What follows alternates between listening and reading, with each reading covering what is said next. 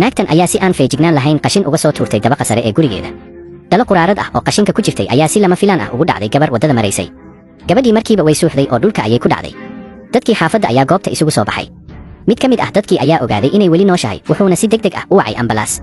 Naagtii qashinka soo tuurtay ee dabaqa sare joogtay ayaa dareentay in wax dhaceen.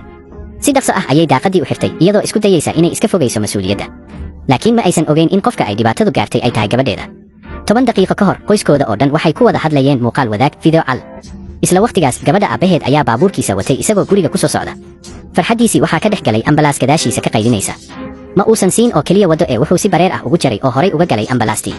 Wuxuu u haystay in qofka la badbaadinayo uusan isaga qusayn. Dhaqaatiirta ambalaasta saarnaa way argagaxeen. Xaaladda gabadha dhaawaca ah waxay ahayd mid aad u daran. Isla markaas ninkii waxaa soo wacay waardiyihii xaafadda. Waardiyihii wuxuu u sheegay wixii dhacay, wuxuuna u soo diray muuqaal laga duubay goobta. Waxaa la ogaaday in ninkani uu ahaa maamulaha guud ee xaafadda.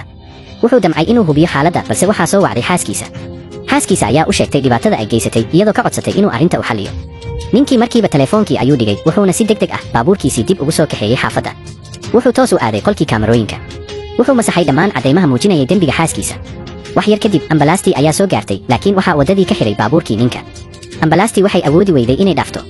Sidaas darteed waxay go'aansadeen inay baabuurka jiiraan si ay wadada u maraan. Si lama filaan ah ninkii ayaa baabuurka ka soo degay. Aad ayuu u carooday.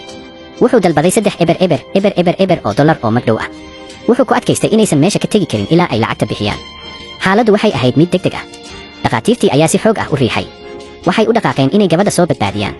Gabadhii ayaa si degdeg ah loo saaray sariirtii gurmadka. Nolosheeda ayaa si ku meel gaar ah loo badbaadiyay. Laakiin isla markaas ninkii ayaa mar kale soo cararay oo ishortaagay. Wuxuu ku adkaystay inay bixiyaan magdhowga. Wuxuu dhegaha ka furaystay codsiyadii dadkii deegaanka.